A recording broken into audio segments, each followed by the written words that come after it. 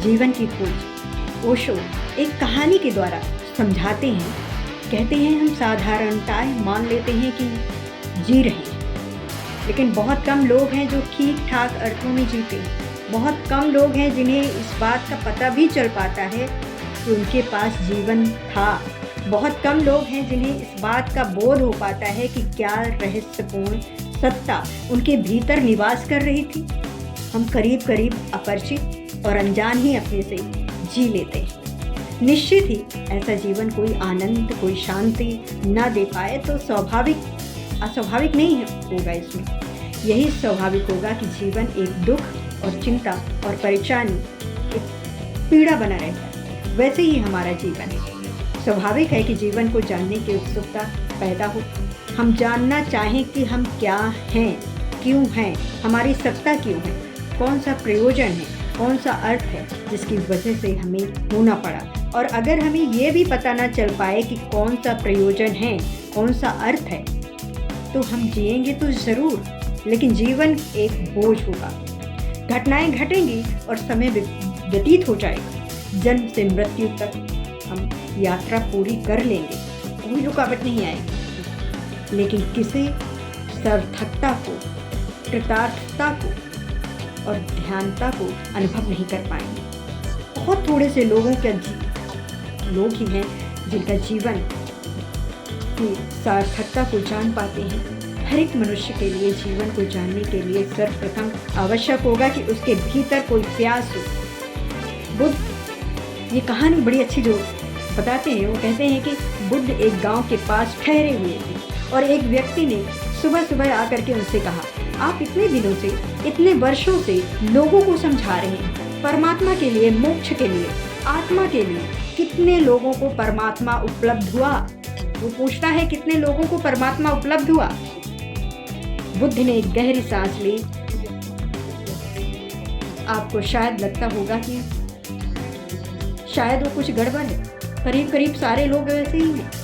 कुछ लोग बोलते हैं, कुछ लोग चुप रह जाते हैं, इसमें कोई बहुत भेद नहीं पड़ता। जो चुप बैठे हैं वे भी कोई बहुत बेहतर हालात में नहीं हैं। हमारे मन इतने विक्षिप्त हैं, इतने पागल हैं, हमें पता भी नहीं है कि हम क्या कर रहे हैं, क्या कह रहे हैं, क्या बोल रहे हैं, हम कैसे जी रहे हैं, इसका भी हमें कोई पता ही नहीं है। और इसीलिए इस तरह की बातें हो जाती हैं। बुद्ध ने कहा, मैं लोगों को समझ रहा हूँ। बुद्ध ने कहा, मैं लोगों को समझा रहा हूँ, मैं लोगों को कह रहा हूँ। कोई 40 वर्षों से मैंने लोगों को परमात्मा के और जीवन के अर्थ के संबंध में बातें कही हैं। और ये भी तुम्हारा कहना ठीक है कि कितने लोगों को मोक्ष और कितने लोगों को परमात्मा का अनुभव हुआ। तुम ठीक ही पूछते हो, लेकिन इसके पहले कि मैं तुम्हें उत्तर दूँ, मैं ये जानना चाहूँगा कि तुम गांव में जाओ, छोटा सा गांव है, और सारे लोगों से पूछो कितने लोग परमात्मा को चाहते हैं, कितने लोगों की आकांक्षा है, कितने लोगों के मन में प्यास है। प्यास की बात करते हैं। वो आदमी गया, उसने गांव के सारे लोगों से सुबह से शाम तक पूछा। थोड़े से लोग थे उस गांव में। उसने एक सारे लोगों की फेहरिस्त बनाई। कोई धन चाहता था, कोई पद चाहता था, कोई यश चाहता था, किसी की कोई चाय, किसी की कोई चाय, लेकिन सबकी अपनी अपनी एक चाय थी। लेकिन परमात्मा को चाहने वाला कोई भी नहीं था वहाँ। पूरे गांव में परमात्मा को चाहने वाला कोई नहीं था। वो वापस लौटा। बुद्ध ने कहा कि अगर कोई परमात्मा को ना चाहता हो तो ऊपर से परमात्मा किसी के ऊपर थोपा नहीं जा सकता। ऊपर से परमात्मा किसी के ऊपर थोपा नहीं जा सकता। कोई किसी को दे नहीं सकता। भीतर प्यास होनी चाहिए तो पानी की खोज होती है, और भीतर प्यास ही ना हो तो पानी अवश्य, भीतर प्यास हो तो पानी अवश्य मिल जाता है। तो सबसे पहली ज़रूरत, लोग जीवन के संबंध में उत्सुक हो, जो जानना चाहते हो उस रहस्य को, उस अर्थ को जो उनके भीतर है, जो आवश्यक होगा कि वे इस बात को खोज लें कि इनके भीतर कोई प्यास भी है या नहीं है। इसमें से बहुत से लोगों के भीतर कोई प्यास ही नहीं है। इसमें से बहुत से लोगों के भीतर कोई आकांक्षा ही नहीं है। हमारे भीतर कोई जलती हुई अतृप्ति नहीं है, कोई असंतोष नहीं है। हम करीब करीब संतुष्ट लोग हैं। हम जैसे हैं करीब करीब उसी में संतुष्ट हैं, और हमें ख्याल भी पैदा नहीं होता, अतृप्ति भी पैदा नहीं होती। हमारे भीतर कोई तीव्र ज्वाला असंतोष की जलती ही नहीं। तो साधारणतः सारे धार्मिक लोग समझते हैं कि संतुष्ट हो जाएं, तो मैं तो कहता हूँ संतुष्ट हो जाओ, क्योंकि जो आदमी संतुष्ट हो जाएगा उसके जीवन में कोई खोज, कोई अवशेषण संभव नहीं होगा। जो आदमी तृप्त हो जाएगा, जैसा जीवन है उससे ही उसे सहमत हो जाएगा, जो जहाँ है उससे ही संतुष्ट हो जाएगा, उसके जीवन में कोई विकास, कोई प्रगति, कोई ऊपर उठना असंभव हो जाएगा। असंतोष धार्मिक आदमी का पहला लक्षण है, और सत्य की खोज में असंतोष चाहिए। जीवन जैसा है इससे संतुष्टि नहीं चाहिए। तो कहते हैं जीवन जैसा है उससे संतुष्टि नहीं चाहिए। हम भी असंतुष्ट होते हैं, लेकिन हम जीवन में असंतुष्ट नहीं होते। हम जीवन की चीज़ों से असंतुष्ट होते हैं। एक आदमी जिस पद पर है उससे असंतुष्ट हो जाता है, दूसरा पद चाहता है। एक आदमी के पास जितना धन है उससे असंतुष्ट हो जाता है और ज़्यादा धन चाहता है। एक आदमी के पास जो चीज़ें हैं उससे असंतुष्ट हो जाता है और दूसरी चीज़ें चाहता है, लेकिन हम जीवन से असंतुष्ट नहीं होते। दोनों में फ़र्क है। आप चीज़ों से असंतुष्ट हो जाते हैं, लेकिन आप जीवन से असंतुष्ट नहीं होते। जो मनुष्य वस्तुओं से असंतुष्ट हो जाता है, उसके धर्म में कोई उत्सुकता नहीं है। लेकिन जो मनुष्य जीवन से ही असंतुष्ट हो जाए, उसका धर्म में प्रवेश हो जाता है। धार्मिक जीवन की शुरुआत जीवन के प्रति असंतोष से होती है, लेकिन हम सारे लोग अपने असंतोष को वस्तुओं पर ही समाप्त कर देते हैं, और जीवन से असंतुष्ट होने के लिए हमारे पास असंतोष की शक्ति भी शेष नहीं रह जाती। हम सारे लोग असंतुष्ट हैं, लेकिन उन चीज़ों से असंतुष्ट हैं जिन चीज़ों का असंतोष हमें और संसार में गहरे ले जाएगा। लेकिन उस सत्ता के प्रति असंतुष्ट नहीं है जो हमें सत्य की तलाश में ले जा सकता है। ये सोचना आवश्यक है, ये विचारणीय है कि असंतोष की दिशा बाहर की तरफ ना हो और भीतर की तरफ हो जाए। जो व्यक्ति भी भीतर के प्रति असंतुष्ट हो जाएगा, वो अनिवार्यतः सत्य की खोज की आकांक्षा और प्यास को अपने भीतर जागता हुआ अनुभव करेगा। हम जानते हैं जीवन जैसा बाहर है, जीवन का जैसा विस्तार बाहर है, उससे हम परिचित हैं, लेकिन हमारे भीतर भी एक जीवन, एक विस्तार, उसमें हमारा कोई परिचय नहीं है। हमारा उस जीवन से कोई परिचय नहीं है, और परिचय न होने का कारण ये नहीं है कि हमारा ज्ञान कम है। परिचय न होने का कारण ये नहीं है कि हमारी योग्यता कम है। परिचय न होने का कारण ये भी नहीं है कि हमारी क्षमता कम है। और कुछ थोड़े से लोगों की ही क्षमता है कि वे उसको पा सकें, ये कारण भी नहीं है। क्षमता प्रत्येक के भीतर है, योग्यता प्रत्येक के भीतर है, लेकिन हमारा असंतोष भीतर की तरफ नहीं है। हम अपने होने से असंतुष्ट नहीं हैं, हम करीब तृप्त हैं। हम अपने होने से तृप्त हैं। हमारा असंतोष जो है वो बाहर की तरफ, भीतर की तरफ नहीं। और ये कितना आश्चर्य मालूम होता है। अगर हम खोजें, थोड़ा सोचें और ये विचार करें, तो क्या हमें ये दिखाई पड़ेगा कि हमारी सत्ता कैसी है। हमारी चेतना की जैसी स्थिति है वो संतोष होने लायक है। क्या हम संतुष्ट होना पसंद करेंगे? लेकिन हम कभी भी इस तरफ कोई हमारा ध्यान ही नहीं जाता। हमारा ध्यान इस तरफ नहीं जाता, हमें इसका कोई ख्याल ही नहीं है, हमारा कोई विचार ही नहीं है इस तरफ। और स्मरण रखिए, जिस तरफ हमारा ध्यान नहीं जाता है उस तरफ द्वार बंद हो जाते हैं। ध्यान जहाँ जाता है वहीं के द्वार खुलने शुरू होते हैं, और जहाँ ध्यान नहीं जाता वहाँ के द्वार बंद हो जाते हैं। अपने स्मरण किया हो, कभी ख्याल आया हो कभी आप मेरी बातें सुन रहे हैं, रास्ते पर गाड़ियाँ निकल रही हैं, उनकी आवाज़ें हो रही हैं।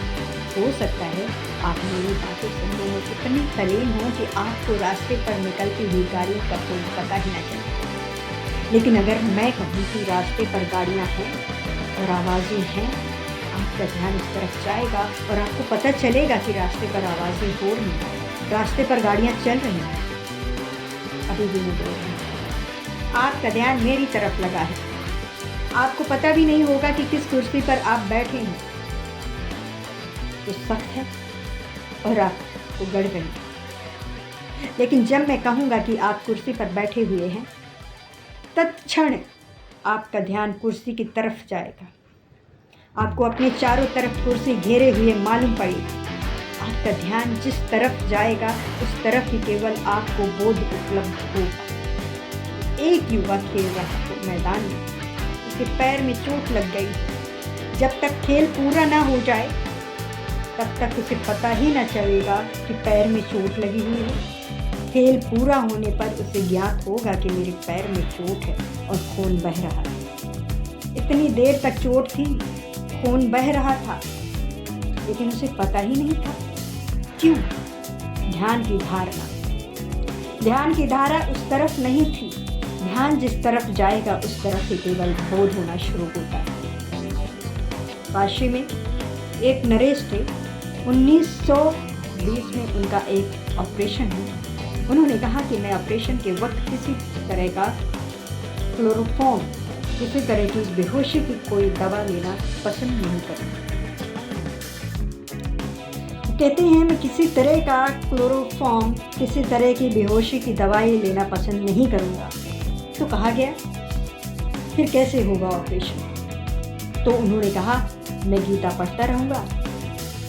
जब मैं गीता पढ़ता हूँ मैं सारी दुनिया भूल जाता हूँ। उस वक्त मेरा ऑपरेशन कर दिया जाए। डॉक्टर बहुत दिक्कत में पड़े, खतरा भी हो सकता है। वे गीता पढ़ते हों और बीच में ध्यान टूट जाए तो डॉक्टरों ने छोटा मोटा ऑपरेशन करके पहले देखा, लेकिन पाया कि उनका हाथ ही काट दिया जाए, तो भी गीता पढ़ते वक्त उन्हें उसका कोई बोध नहीं है।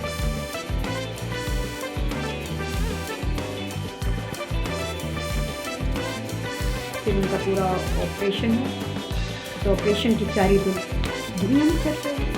पूरा ऑपरेशन, पेट का ऑपरेशन, लेकिन वे गीता पढ़ते रहे और ऑपरेशन हो गया।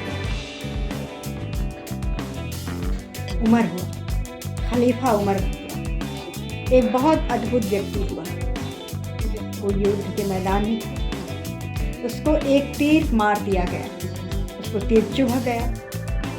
तीर इतनी गहरे घुसा हुआ था, उसे निकालना इतना कठिन काम था। इतनी पीड़ा और दर्द की स्थिति थी, उसे निकालना मुश्किल था। तो ने कहा हम क्या करें?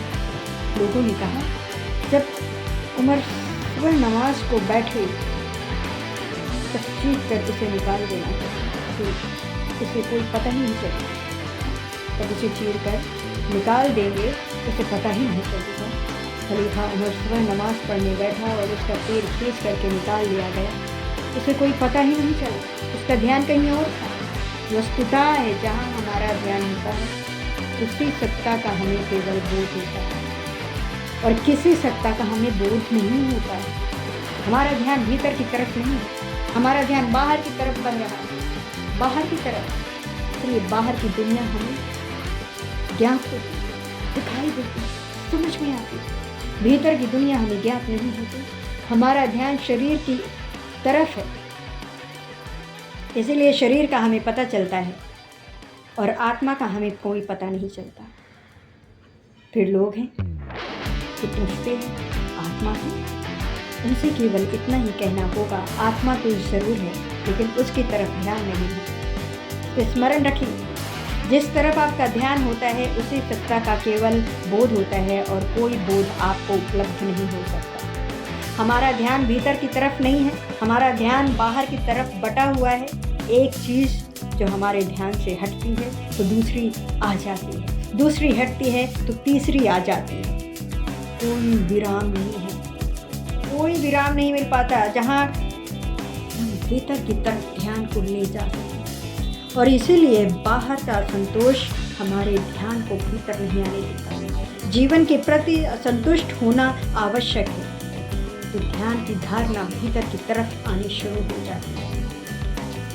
कैसे होगा, क्या रास्ता होगा, उसकी हम इन 4 दिनों में चर्चा करेंगे। कैसे ध्यान भीतर जाता है, इसे अनुभव करेंगे।